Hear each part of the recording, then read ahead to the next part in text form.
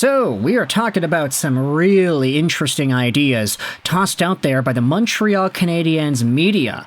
Yeah, of course, you knew we had to talk about this inevitably after it was discussed last week on... where was it? Was it BPM Sports Talk Radio? Or no, this was on the Crave series, that's what it was. Okay, let's go out there and look at an article published on Daily Hive earlier last week on October 3rd by Al Sciola. It talks about the Montreal Canadiens and the episode which focused on them. And the title of the article reads this, that the Habs considered signing Marc-Andre Fleury in the offseason. Let's read Sciola's report over here. With new episodes dropping each week, Crave's new documentary series on the Montreal Canadiens 23-24 season has been offering fans a captivating behind-the-scenes look at the team's rebuilding efforts. Episode 6, released earlier this week, shines a spotlight on the Montreal Canadiens' attempts to manage their crowded goaltending situation, which saw 3 netminders on the NHL roster for much of last season. One of the key moments in the episode features Canadiens GM Kent Hughes weighing his options before trading veteran goaltender Jake Allen to the New Jersey Devils. Hughes considered holding off on the move until the summer, revealing in a private meeting with Executive VP Jeff Gorton that he also toyed with the idea of signing Marc-Andre Fleury. It doesn't stop us from doing Jake in the summer and signing somebody like Fleury, Hughes remarked, hinting at a possible big-name replacement for Allen. Gorton agreed with Hughes' approach, suggesting Allen might fetch more value in the market in the offseason. I do think Jake could be more marketable in the summer because it's 1 year left in his contract, and he's a first-class, hard-working, good guy in the room. And with this in mind, I wanted to go over that idea of the Montreal Canadiens' hypothetical trade signing moves of the 2024 trade deadline and off-season. The Montreal Canadiens' goaltending situation was pretty weird last year. 3 guys rotating around, Allen, Primo, Montembeault. Everybody recognized that, of course, Allen is not going to be the long-term guy. He's a lot older than the other 2. Primo's probably the guy with the most development to go through, and Montembeault is maybe the guy that I think a lot of people would suggest is the guy long-term. But Kent Hughes and the Habs did not actually fix their goaltending situation and round it down to 2 goaltenders until the trade deadline, where they sent Allen away to New Jersey, and the Devils, unfortunately, didn't really get the best out of Allen. Sure, they got like 1 or 2 really good highlight reel saves out of Allen, but for the most part, he wasn't fantastic in New Jersey. But this hypothetical idea here for Montreal is so interesting if you try to break down what exactly this kind of a thing would mean.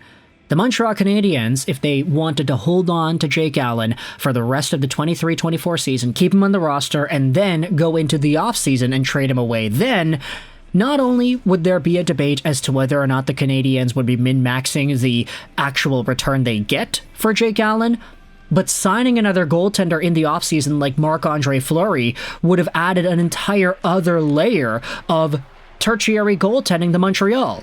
Think about it. If you just trade away Jake Allen in the offseason, you get maybe whatever return it is that you get, and then you still have Primo and Montembeault. Unless you trade one of these guys as well. Signing a guy like Marc-Andre Fleury, who is an NHL legend in his own right, would be so interesting to add onto the Montreal Canadiens for their triple threat goaltending tandem in 2024-2025. Fleury is now 39 years old. He had signed a 1-year extension with the Minnesota Wild, making $2.5 million a year, and I'm pretty sure it's already been talked about that he'll probably retire after this season.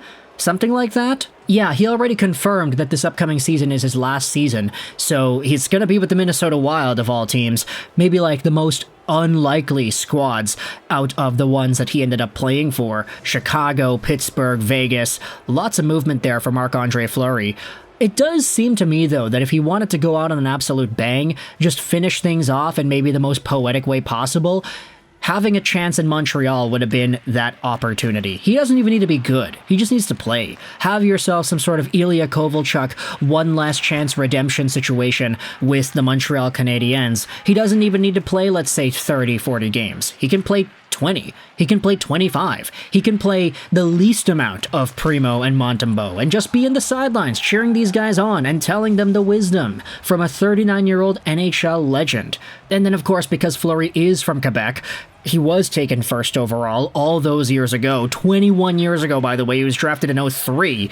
Because he has this crazy story and this longevity, there's so much to like out of the idea of getting Marc-Andre Fleury. Honestly, it would have been so fan servicey if the Canadiens ended up pulling this kind of a thing off. Imagine that, eh? A team with Demidov at the end of the season, Fleury in the crease as a tertiary backup, and then you have Patrik Laine too, not to mention Doc, Slafkovsky, Caulfield, Suzuki. A lot can be going on here for the Canadiens in terms of building the most fan-servicey team possible. And I, for one, am kind of disappointed that the Canadiens did not end up exploring this route. Honestly, like, you think about it, he had signed with the Minnesota Wild. What if he just went to free agency? If Marc-Andre Fleury was on the market, would he have gotten more than $2.5 million a year? Probably, honestly. He's a commodity, after all. Not necessarily the best goaltender now. He had an .895 save percentage in 40 games with the Wild this previous season. A far cry from the .910 he had in the 11-game stint he had in 2022. But Fleury, just a few years removed from yet another Vezina trophy, is a guy that I think definitely deserves to be talked about in this range. It took him so long to get that Vezina too. I mean, 18 years of playing NHL hockey before going over to Vegas and finally getting the award? That's crazy. Let's go back over onto the article that talks about the Crave video and just kind of read the conclusions over here. Ultimately, the Canadiens accepted the Devils' offer of a conditional third in exchange for Allen. As for Fleury, the NHL's oldest active goalie, he re-signed with the Wild and is expected to retire at the end of 24-25, putting an end to a brief speculation of him joining his hometown team. The episode also touched on the heavy trade talks surrounding David Savard. Hughes mentioned that several teams had expressed interest, but any potential deal would require a large return. There's a couple of teams in on Savard. It requires a first-round pick, and we're on hold until we know more. This is all from that Crave series, by the way. I haven't gotten a chance to check it out yet, but it does seem really interesting, especially for those who are super invested in Montreal Canadiens stories and trade rumors. This is just going to add so much fuel to the fire when talking about hypothetical moves, because if Kent Hughes and Jeff Gordon are talking about things like, hey, we can trade away Allen in the offseason and sign Fleury to replace him. Like, just think about all the crazy hypothetical franchise GM mode things that are talked about that never see the light of day. Could you imagine Marc-Andre Fleury on the Montreal Canadiens? Let me know your thoughts in the comment section below. How do you feel about this entire thing? The fact that Kent Hughes discussed it, the fact that he was even a possibility here, and whether or not Fleury, had he gone to free agency, could have actually signed with the Canadiens. Would you have liked this idea? Do you think it would have been a profitable thing to think about? Or do you think it's just more fan servicey than anything and wouldn't really actually help the Canadiens in net? If you're a Wild fan, what are your thoughts on us talking about your guy in this way? Hey, Montreal, right? They were buzzing all over him. Does it kind of feel weird? Do you kind of feel grateful that Fleury denied that opportunity from actually happening and decided to stick around with your team instead? Let me know your thoughts in the comment section below. I hope you enjoyed this video. And bye.